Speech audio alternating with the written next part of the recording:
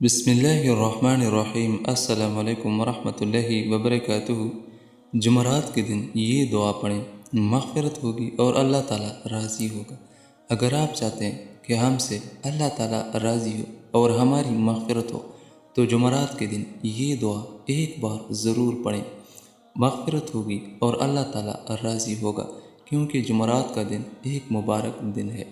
وہ دعا یہ ہے جو آپ نے پڑھنی ہے: لا الہ الا اللہ الحلیم الکریم، سبحان اللہ رب السماوات السبع ورب العرش العظیم۔